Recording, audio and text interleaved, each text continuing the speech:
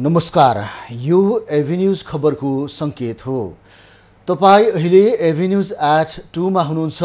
म सुसन रामदाम। प्रारम्भमा मूल खबर। काठमाडौँको जोरपाटीमा बोरिङ खन्दा लेदो माटो र पानी सहितको फोहरा निस्कियो। खानी विभागको टोली अध्ययनका लागि जाँदै। न्यायाधीशलाई घुस प्रस्ताव गर्ने अधिवक्ता पोखरेललाई स्पष्टीकरण सोध्न सार्वजनिक सूचना। अडियो सार्वजनिक भएदेखि सम्पर्कविहीन। कर्मचारीले जिम्मेवारी बोध नगर्दा बेरोजु बढेको महालेखा परीक्षकको भनाई। 33 अर्ब रुपैयाँ बजेट बाहिरबाट खर्च भएको खुलासा। स्मार्ट लाइसेन्स सबै प्रदेशमा छपाई गर्ने भौतिक पूर्वाधार मन्त्री राईको घोषणा। यातायात व्यवस्थापनमा पर्याप्त बजेट नपाएको गुनासो। र युरोपका अधिकांश मुलुक उच्च तापमानको मारमा। फ्रान्स, पोर्चुगल, स्पेन र ग्रिसमा हजारौं मानिस विस्थापित।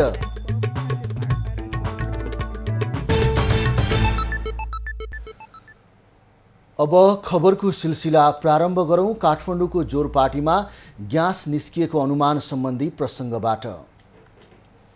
काठमाडौँको जोरपाटीमा लेदो माटो र पानी सहितको फोहरा निस्किएको छ। स्थानीयले खानेपानीको लागि बोरिङ खन्दै गर्दा माटो र बालुवाको लेदो निस्केको हो। स्थानीयले भने बोरिङ खनेको स्थानबाट ग्यास निस्केको दाबी गरेका छन्। खनेको स्थानबाट माटो र बालुवाको लेदो निरन्तर आकाशतर्फ उडिरहेको बौद्ध प्रहरीले जनाएको छ। माटो र हिलोले आसपासका घरमा क्षति पुर्याएको छ।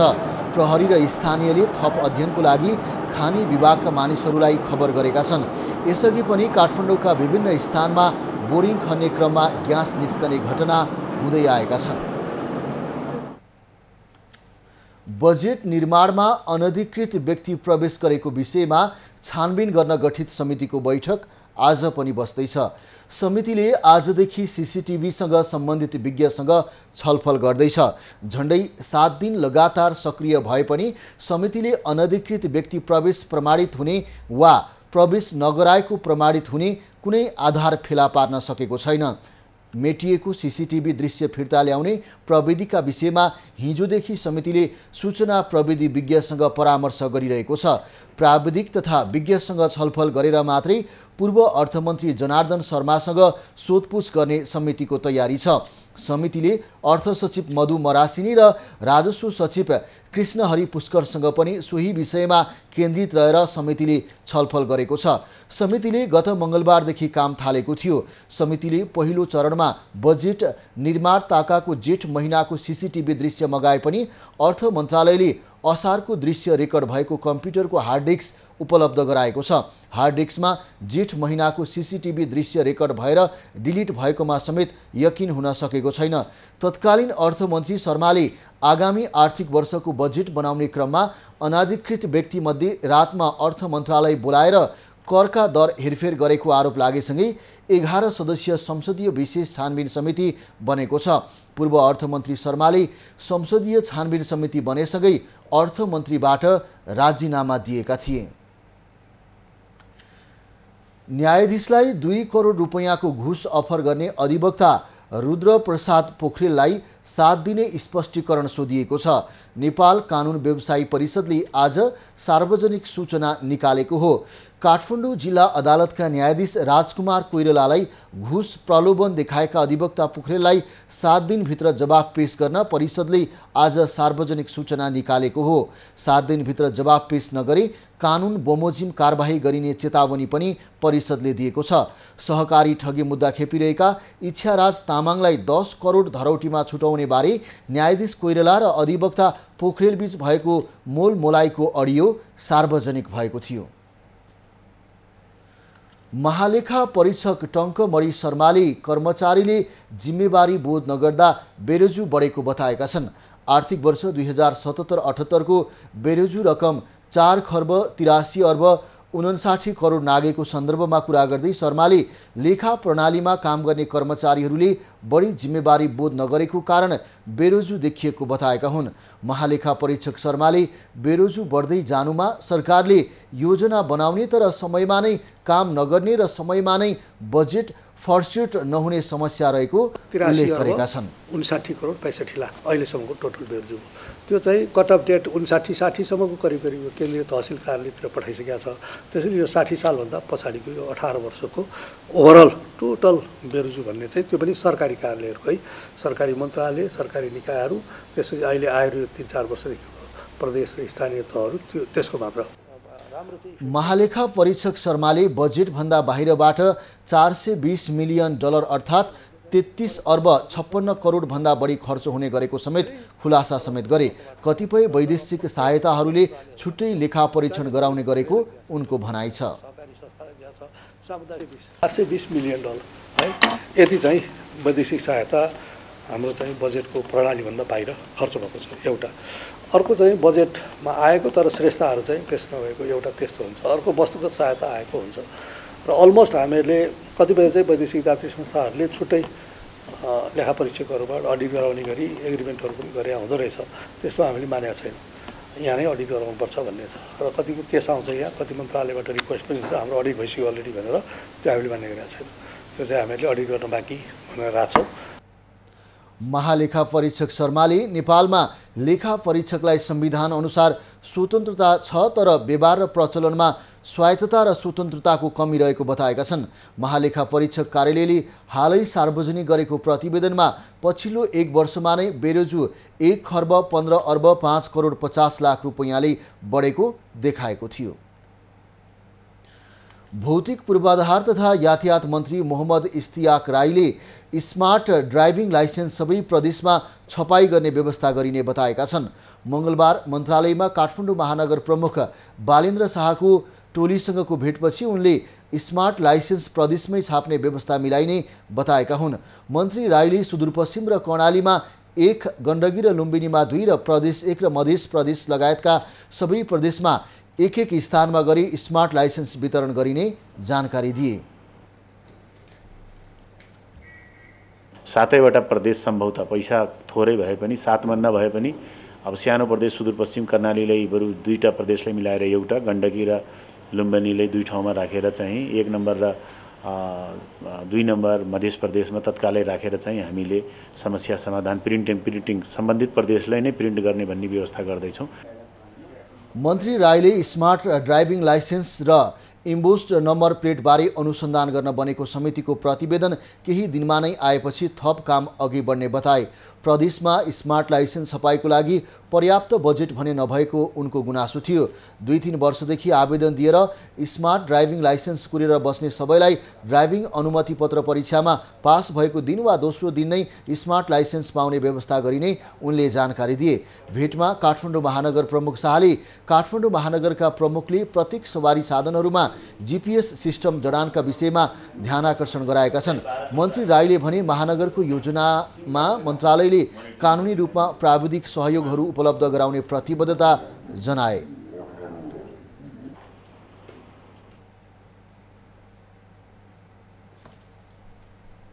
नेकपा माओवादी केन्द्रका अध्यक्ष पुष्पकमल दाहाल र पूर्व प्रधानमन्त्री डाक्टर बाबुराम भट्टराई बीच सिंहदरबारमा भेटवार्ता भएको छ। आज माओवादी संसदीय दलको कार्यालयमा भएको भेटमा समाजवादी केन्द्र निर्माणका लागि बृहत छलफल गर्ने बारे कुराकानी भएको हो। छलफलमा एकीकृत समाजवादीका नेताहरूको पनि सहभागिता रहेको बताइएको छ। 2 नेताको छलफलपछि नेकपा एकीकृत समाजवादीका शीर्ष नेतासँग पनि आजै छलफलको तयारी छ।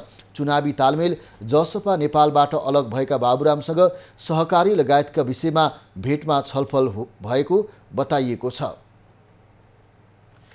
अमेरिकी डलरको तुलनामा नेपाली मुद्रा हालसम्मकै कमजोर बनेको छ। नेपाल राष्ट्र बैंकका अनुसार आज नेपाली बजारमा 1 अमेरिकी डलर 128 रुपैयाँ 26 पैसामा बिक्री भइरहेको छ।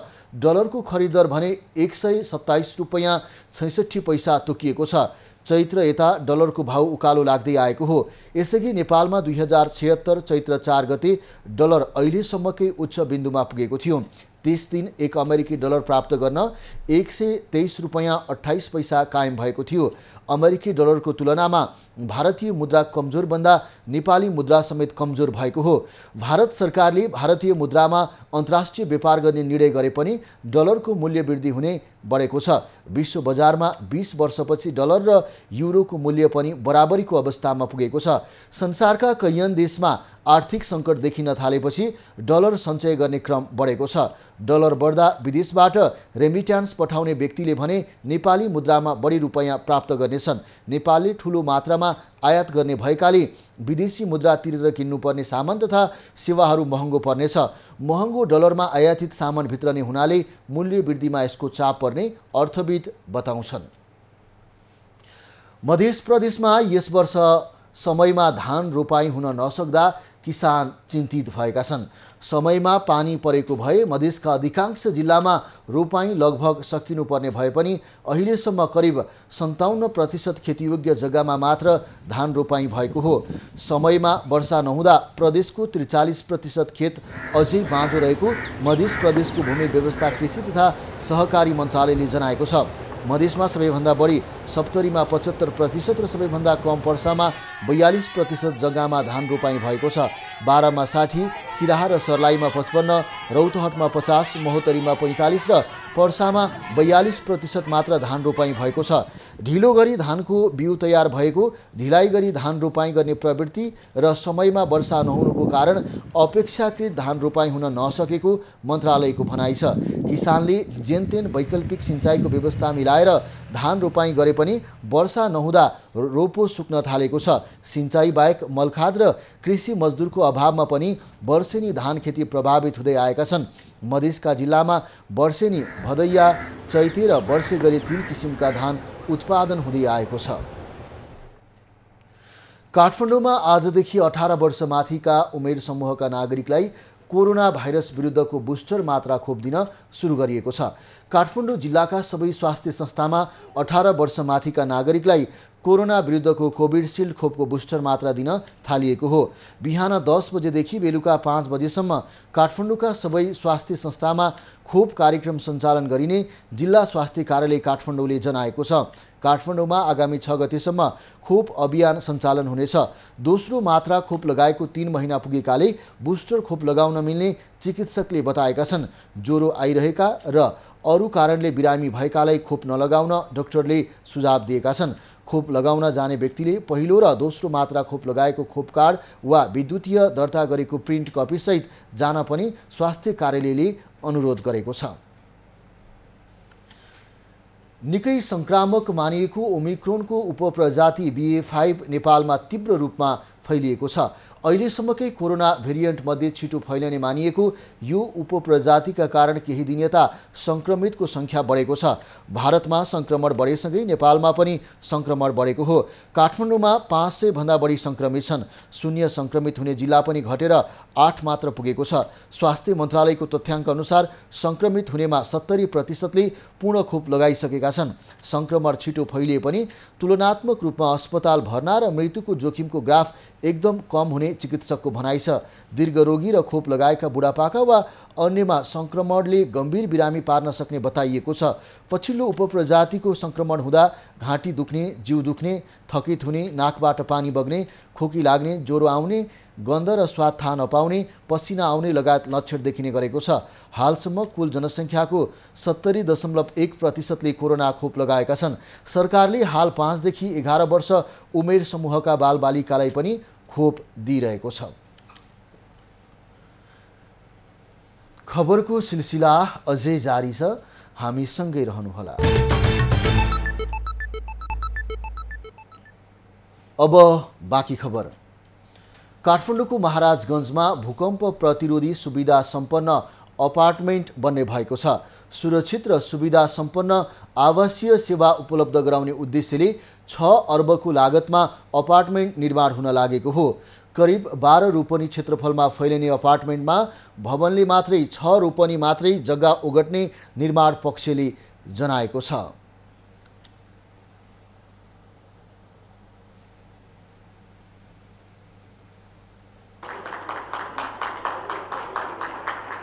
More recently, from this year onwards, I've moved my school to Ranibun on a 7-ropney plot where the entire school was built from ground up. A total of 40,000 square feet of built-up area, complete with a swimming pool, basketball court, and futsal ground. And my brother-in-law Ramesh and we completed it in 12 months. स्वस्थ एवं आरामदायी जीवनयापन गर्न आवश्यक सम्पूर्ण भौतिक सुविधाले यस apartment Sujit हुनेछ।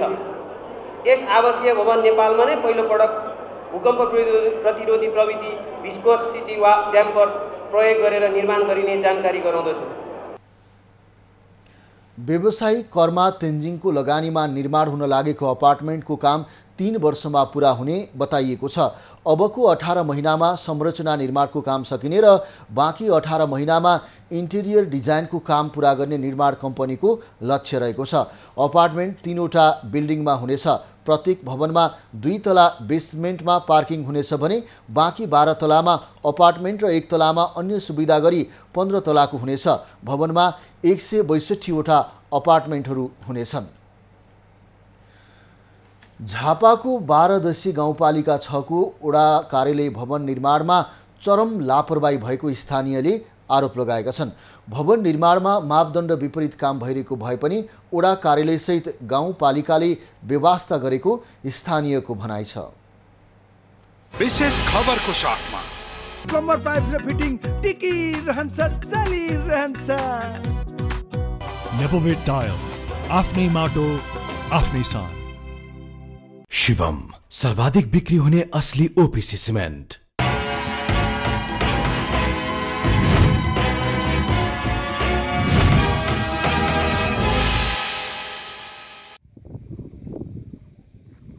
झापा बाह्रदर्शी वडा नम्बर 6 को कार्यालय भवन निर्माणमा ठेकेदारले चरम लापरवाही गरेको भन्दै स्थानीयले काम अगाडि बढ्नबाट रोकेका छन्। टाइबिम कसेपछि ढुङ्गा बालुवा मिश्रित पुरुवा हाल्नुपर्ने भए पनि ठेकेदारले माटो हालेको, पिल्लर र बिम बाङ्गो बनाएको, धेरै ठाउँ जोडेको र भवनमा निर्माण सामग्री कमसल प्रकारको प्रयोग भएको स्थानीय बताउँछन्। लापरवाही तरिकाले इन्जिनियर आउने, एकछिन आउने जाने, इन्जिनियर पछि काम हुन्छ। इन्जिनियर आइसकेपछि फेरि काम सुरु हुन्छ। जस्तो पिलर हाल्ने काम भयो, इन्जिनियरले हेरेर गयो, तर कति गुणस्तरको यो मापदण्ड अनुसारको कङ्क्रिट हालेन त्यो इन्जिनियरलाई थाहा हुँदैन। यस विषयमा पटक पटक वडा र पालिकालाई जानकारी गराए पनि काम अगाडि बढाउँदै लगेपछि विरोधमा उत्रिएको स्थानीयको भनाइ छ। यो तपाईको जुन अब यो हुनुपर्ने यसको मापदण्ड विपरीत भइरहेछ हैन। र यहाँ जुन बालु हाल्नुपर्ने ठाउँमा 3 फुट बालु हाल्नुपर्ने ठाउँमा इको माटो हालेको छ क्या। यही भएर हामीले विरोध गरेको हो। भवन निर्माण नियम संगत नभएको ठहर गरेर अहिलेलाई निर्माण कार्य रोकिएको पालिकाले जनाएको छ। हिजो मैले ठेकेदार र प्राविधिकलाई राखेर कुरा गर्दै यो 3 फिट बालुवा लगाउने शर्त हो, त्यो 3 फिट बालुवा लगाउने हो। त्यो 3 फिट बालुवा लगाएन भने कुनै हालतमा म यसको प्रक्रिया अगाडि बढाउँदिन। फिल्डमा गएर हेर्दाखेरि माटो पुरेको पाइयो र हामीले त्यो माटोलाई तुरुन्त हटाउनलाई आदेश जारी गरिसकेका छौँ र हामीले माटो पुरेको भएदेखि त्यसलाई हामी पास गर्दैनौँ, रोक्छौँ। निर्माण कार्य रोकेर बालुवा नै पुर्न ल्याउँछौँ। पालिकाको 3, 4, 5, 6 र 7 वडाको भवन निर्माणका लागि 3,21,16,221 रुपैयाँमा गाल्बा समता नेपाल पूर्वाधार जेभीसँग 2078 साल मङ्सिर 20 मा सम्झौता भएको पालिकाले जनाएको छ। सम्झौता अनुसार 2079 साल असार 20 मा काम सकिनुपर्ने हो, तर काम भने सुस्त गतिमा छ। भवन निर्माणमा पालिकाको 2 करोड 43 लाख र संघीय सरकारको पनि 2 करोड 43 लाख बजेट छुट्याइएको छ। अहिले पालिकाले पुस 30 गतेसम्मका लागि म्याद थप गरेको जनाएको छ। सन्तोष न्यौपाने, झापा।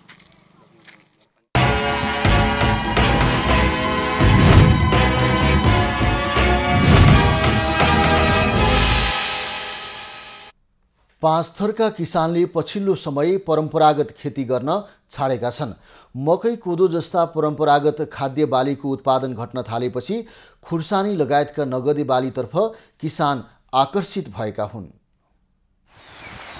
पाँचथरको कुमाई गाउँपालिका 5 का अगुवा कृषक रामकुमार निरौलाले गत वर्ष 5 रोपनी क्षेत्रफलमा अकबरे खुर्सानी लगाए। खुर्सानीले राम्रो उत्पादन दिएपछि यो वर्ष पनि निरन्तरता दिएका छन्।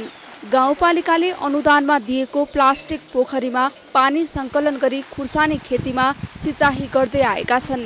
आधुनिक प्रविधिबाट खुर्सानी खेती गर्दा उत्पादन पनि राम्रो हुने भएकाले यो प्रविधि अपनाएको निरौला बताउँछन्। पोहोर चाहिँ मैले यो मल्चिङ प्रविधि प्रयोग नगरिकन नै लगाएको थिएँ। त्यसमा अलिकति त्यति प्रभावकारी भएन, झार धेरै आउने, गोडी राख्नुपर्ने, झन्झटिलो अलि भएका कारणले यसचोटि चाहिँ थोरै अनुभव कस्तो हुँदो रहेछ भनेर थोरै चाहिँ प्लास्टिक मल्चिङ गरेर अब रोपिरहेछु। अकबरे खुर्सानीको बजारमा माग राम्रो छ। अर्ग्यानिक अकबरे खुर्सानीको प्रयोगले स्वास्थ्यमा असर नगर्ने भएकाले यसको खरिद बिक्रीमा राम्रो हुने गरेको पाइन्छ। बजारमा प्रति केजी 300 देखि 350 रुपैयाँमा बिक्री गर्दा मासिक 15 देखि 30 हजारसम्म आम्दानी हुने उनी बताउँछन्। वैदेशिक रोजगारीमा गएर फर्किएका उनले व्यावसायिक खुर्सानी खेती गरेर राम्रो आम्दानी गर्दै आएका छन्। तर बजारको समस्या र विषादीको प्रयोग विधिको बारेमा ज्ञान नहुँदा समस्या पर्ने गरेको छ। ग्रामीण क्षेत्रमा केही गर्छौँ भनेर युवा व्यवसायीहरू कृषि व्यवसायमा निकै आकर्षित देखिन्छन्। उहाँहरूको लागि कुमाई गाउँपालिकाको यो आर्थिक वर्षको चाहिँ नीति तथा कार्यक्रम र बजेटमा समेत केही कुरा चाहिँ आएको छ। जिल्लाको फागुलनन्द, मिक्लाजुङ गाउँपालिका र फिदिम नगरपालिकामा किसानले अकबरे खुर्सानीको व्यवसाय गर्दै आएका छन्। तर खुर्सानीमा लाग्ने रोगको बारेमा कृषकलाई ज्ञान नहुनु र बजारको अभाव हुँदा यो पेसाबाट किसान पलायन हुने खतरा बढेको छ। रमेश थापा, पाँचथर। रूपन्देहीमा पर्याप्त वर्षा नहुँदा रोपेको धान खेतमै सुक्न थालेको छ। रासायनिक मल नपाएर मारमा परेका किसान खेत सुक्न थालेपछि थप मारमा परेका छन्।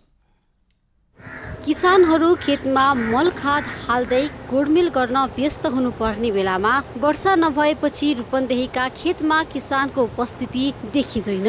पानीको अभाव हुँदाहुँदै बोरिङ, कुलो, पोखरीबाट पानीको जोहो गरी रोपेको खेत पनि लामो समय वर्षा नहुँदा सुकेको छ। पानी नभएकै कारण रोपेको धान पहेँलो भएर सुक्न थालेको छ भने खेत ढाँचा फाटेर पटपटी फुटेको छ। समस्या यस्तो परेछ, यो धान पुरै फुटिसकेछ।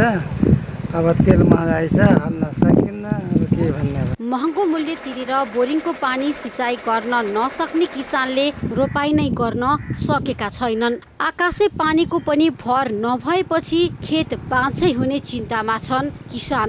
आकाशबाट पानी नपरेको थुप्रै दिन भयो, पानी जो आउँदैन, कुलामा पानी छैन। अब डिजल चाहिँ 172 रुपियाँ लिटर हालेर पनि चाहिँ सिँचाइ गर्न सम्भव भएन।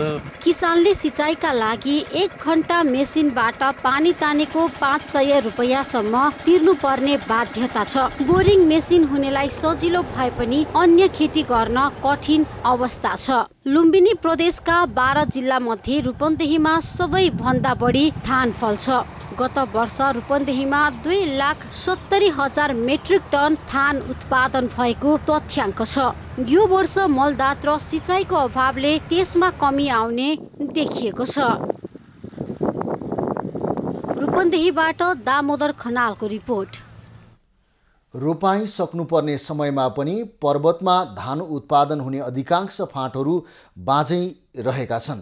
लगातारको खडेरीका कारण पर्वतमा रोपाईमा ढिलाइ भएको हो। रोपाई सकिने समयमा लगातारको खडेरीले पर्वतमा रोपाई हुन सकेको छैन। नहर नलाग्ने मूल र वर्षाको पानी लगेर रोपाई हुने अधिकांश फाँटहरू बाँझै रहेका हुन्। नाग्ली वाङपाङ, खुरकोट, शङ्कर पोखरी, पोखरा चौर, खोरपानी, बराहा चौर, हुबास फाँट, लस्ती लगायतका दर्जनौं फाँट मध्ये अधिकांश स्थान बाँझै छन्।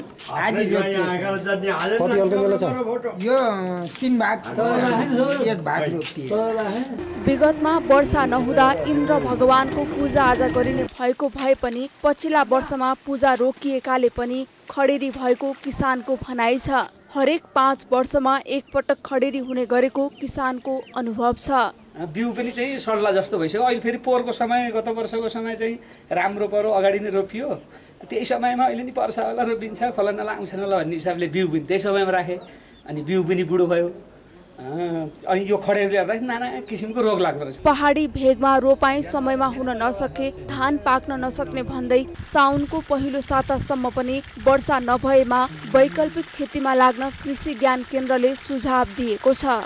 जिल्लाभरिमा समग्र पालिकाहरूको औसतमा तथ्याङ्क लिँदाखेरि चाहिँ 60% खेती यो धान खेती गर्ने क्षेत्रमा चाहिँ रोपाई भइसकेको हामीसँग तथ्याङ्क छ र बाँकी 40%मा अहिले मुहान नभएका पानीको चाहिँ मुन नफुटेका अथवा सिँचाइको सुविधा नपुगेका आकाशे भरमा खेती गर्नुपर्ने स्थानहरूमा चाहिँ रोपाइलाई अलिकति प्रभावित बनाएको छ। पर्वतमा 7225 हेक्टरमा धान खेती हुँदै आएको छ, तर असार सकिदासम्म जम्मा 50% भागमा मात्रै धान रोपाई भएको कृषि ज्ञान केन्द्रको तथ्याङ्क छ। पर्वतमा गत वर्ष 26,000 मेट्रिक टन धान उत्पादन भएको थियो। महेन्द्र जीसी, पर्वत।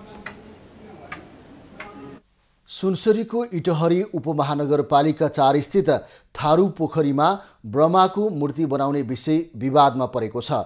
सांस्कृतिक पहिचान बोकेको पोखरीमा संरचना निर्माणमा थारू समुदायले आपत्ति प्रकट गरेका हुन्। थारू समुदायले सो मूर्ति तत्काल स्थानान्तरण गर्न माग गरेका छन्। नगरपालिकाले भने अघिल्लो स्थानीय सरकारको समयमा नै पोखरीमा ब्रह्माको मूर्ति निर्माण अघि बढेकाले त्यसबारेमा अध्ययन गरेर निर्माण लिने जानकारी दिएको छ। इटहरी उपमहानगरले अघिल्लो आर्थिक वर्षमा 3,87,406 रुपैयाँको लागतमा मूर्ति निर्माण अघि बढाएको थियो। मूर्ति निर्माण अघि बढेसँगै थारू समुदाय त्यसको विरोधमा उत्रेका थिए। पोखरीको सौन्दर्यकरणको नाममा बजेट खर्च गरे पनि सफाई नभएको पनि थारू समुदायको गुनासो छ।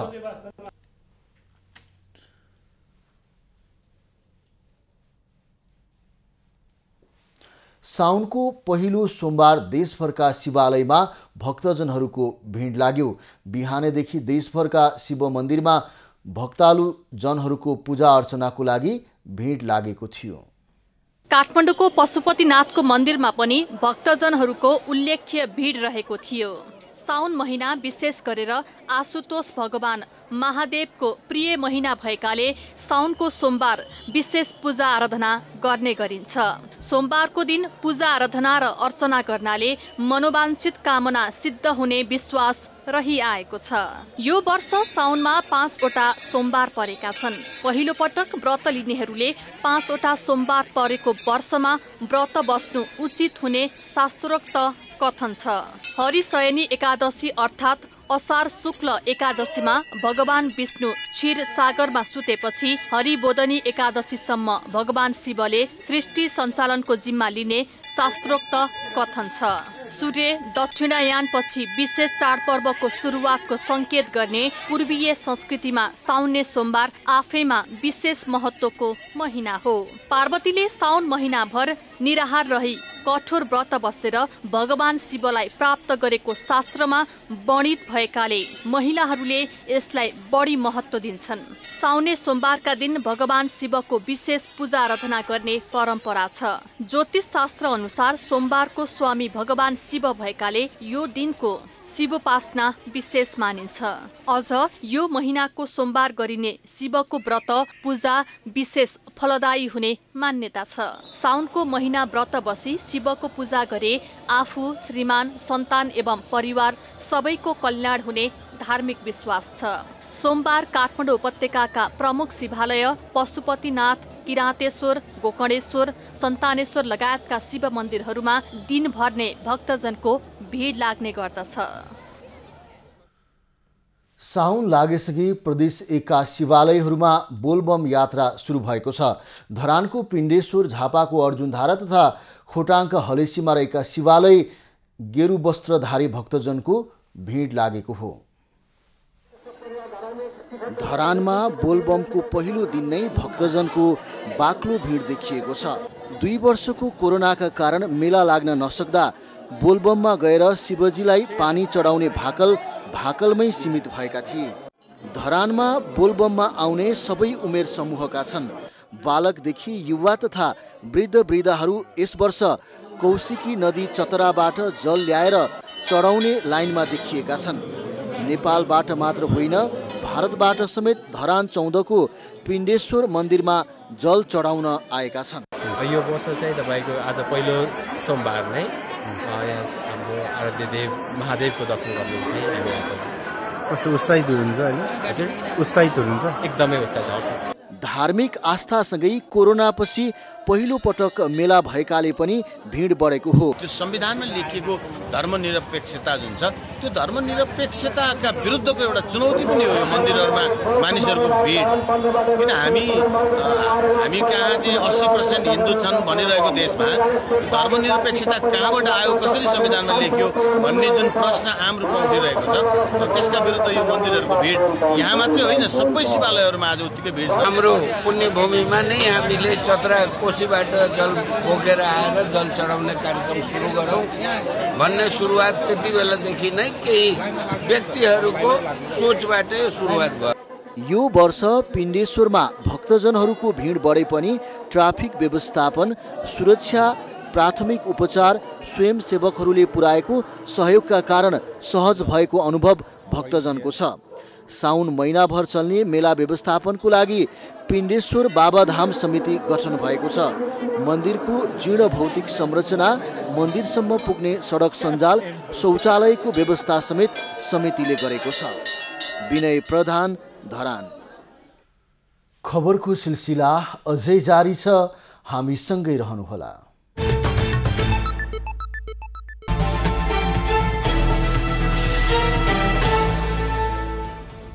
नेपाली बजारमा आज सुन र चाँदीको भावमा गिरावट देखिएको छ। नेपाल सुन चाँदी व्यवसायी महासङ्घका अनुसार सुनको मूल्य प्रति तोला 200ले घटेर छापावाला सुन 93,800 र तेजाबी सुन 93,300मा कारोबार भइरहेको छ। मङ्गलबार चाँदीको भाव पनि प्रति तोला 5 रुपैयाँले घटेर प्रति तोला 1,160 रुपैयाँमा कारोबार भइरहेको छ।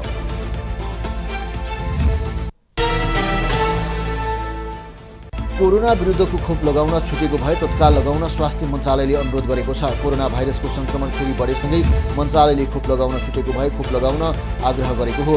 सरकारले प्राथमिकतामा राख्दै पनि केही व्यक्ति खोप लगाउनबाट छुटेको पाइएकाले उनीहरूलाई खोप लगाउन आग्रह गरेको हो। खोपले संक्रमण भए पनि जटिल अवस्था निम्तन नदिने भएकाले खोपको महत्त्व बुझ्न मन्त्रालयको अनुरोध छ।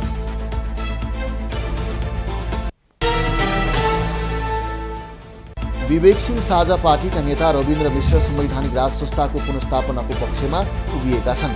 आलोचना खेपेको उनको दस्तावेज विचारभन्दा माथि देश पुस्तकको रूपमा आउने भएपछि त्यसबारे जानकारी दिन सम्प्रेषित प्रेस विज्ञप्तिमा उनी राज संस्थाको पक्षमा उभिएका हुन्। मिश्रले विज्ञप्तिमा ढिलो नगरिकन नेपालमा संवैधानिक राज संस्था पुनर्स्थापना तथा सङ्घीयता खारेजी गरी नेपालीलाई हिन्दू बौद्ध राष्ट्रमा रूपान्तरण गर्नुपर्ने उल्लेख गरेका छन्।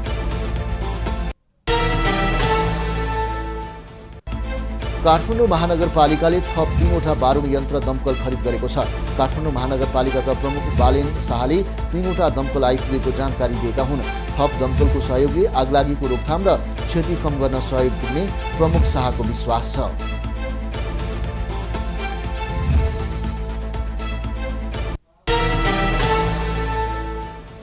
राप्रपा नेपालका अध्यक्ष कमल थापाले नेपालको राजनीतिमा अहिले संवर्धनवादीहरू कमजोर भए पनि अन्तत सोही धार राष्ट्रको मूल धार बन्ने दावी गरेका छन्। आज बिहान ट्विट गर्दै अध्यक्ष थापाले धर्म, संस्कृति र परम्पराको रक्षा गर्दै राष्ट्र निर्माण गर्नुपर्छ भन्ने वैचारिक धार केही कमजोर भएको बताएका हुन्। अध्यक्ष थापाले संवर्धनवादी धारलाई प्रतिनिधित्व गर्ने एकमात्र दल राप्रपा नेपाल रहेकोमा गर्व लागेको पनि बताएका छन्। मिथिलाका विवाहित नारीले मधु श्रावणी पर्व मनाइरहेका छन्। साउन कृष्ण पञ्चमीका दिन सुरु भएर साउन शुक्ल तृतीयाका दिन सम्पन्न गरिन्छ। पतिको कल्याण र आपसी सम्बन्ध प्रगाढताको कामना राखेर यो पर्व मनाउने गरिन्छ।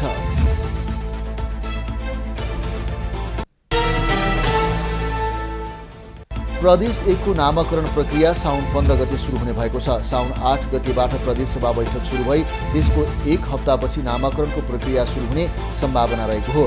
प्रदेश नामाकरणको लागि प्रदेश सभाका सभामुखले साउन 6 गते बोलाएको सर्वदलीय बैठकमा खाका आउन सक्ने नेताहरूले बताएका छन्।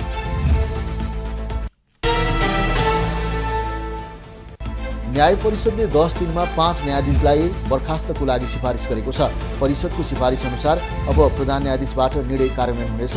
खराब आचरण, कार्यक्षमता अभावमा प्राप्त उजुरी छानबिनपछि बर्खास्तको निर्णय भएको न्याय परिषदले जनाएको छ।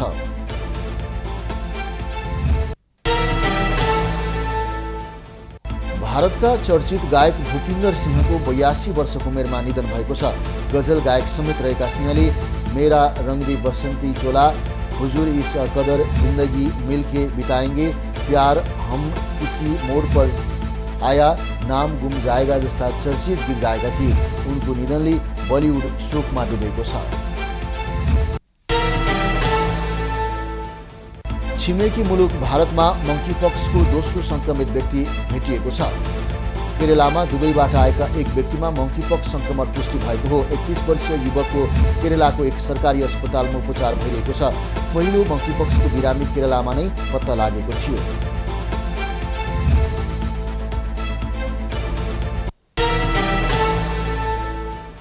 अमेरिकाले हाइपरसोनिक क्षेपयास्त्रको सफलतापूर्वक परीक्षण गरेको छ। ध्वनिको गतिभन्दा 5 गुणा छिटो गतिमा प्रहार गर्न सकिने Raytheon technology corp air breathing hypersonic क्षेपयास्त्रको सफलतापूर्वक परीक्षण गरेको अमेरिकी रक्षा मन्त्रालय पेन्टागनले जनाएको छ। सन् 2013 पछि उसको यो तेस्रो सफल परीक्षण हो।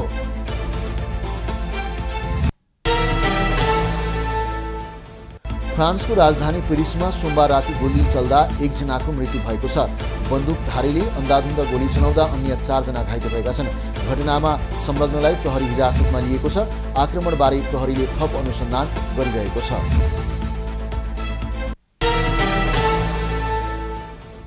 जाल्टन इब्राहिमोभिच थप 1 वर्ष एसी मिलानमा रहने भएका छन्।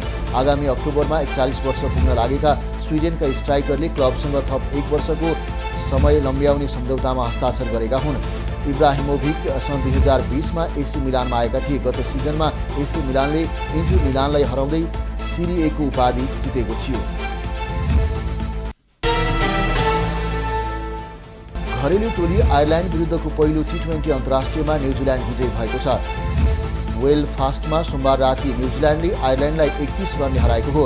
न्युजिल्यान्डले दिएको 174 रनको लक्ष्य पछाएको आयरल्यान्ड 18 ओभर 2 बलमा अल आउट हुँदै 142 रनमा समेटियो। जितसँगै न्युजिल्यान्डले 3 खेलको सिरिज 1-0 को अग्रता बनाएको छ। इङ्ल्यान्डका अलराउन्डर बेन स्टोक्सले एक दिवसीय अन्तर्राष्ट्रिय क्रिकेटबाट सन्यास लिने घोषणा गरेका छन्। इङ्ल्यान्ड एन्ड वेल्स क्रिकेट बोर्डले स्टोक्सले एक दिवसीय अन्तर्राष्ट्रियबाट सन्यास लिने घोषणा गरेको जानकारी दिएको हो। 31 वर्षीय स्टोक्सले घरेलु मैदानमा दक्षिण अफ्रिकासँग पहिलो एक दिवसीय खेल्दै औपचारिक रूपमा सन्यास लिने बताइएको छ।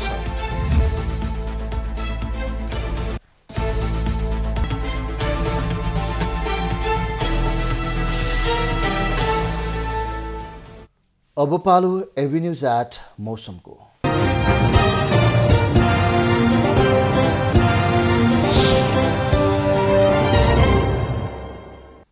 हाल देशभर आंशिकदेखि सामान्य बदलिरहेको छ। आज गण्डकी र लुम्बिनी प्रदेशका 1 वा 2 स्थानमा भारी वर्षाको सम्भावना रहेको छ। दिउँसो देशका धेरै स्थानमा मेघ गर्जनसहित हल्कादेखि मध्यम वर्षाको सम्भावना रहेको जल तथा मौसम पूर्वानुमान महाशाखाले जनाएको छ। आज काठमाडौँ उपत्यकाको अधिकतम तापक्रम 29 डिग्री सेल्सियस र न्यूनतम तापक्रम 20 डिग्री सेल्सियसका बीचमा रहने अनुमान गरिएको छ। आज सूर्योदय बिहान 5:20 भयो भने सूर्यास्त साँझ 7 बजे हुनेछ। आज देशभरको मौसम कस्तो रहला त हेरौं देशका विभिन्न स्थानको अनुमानित मौसमी अवस्था।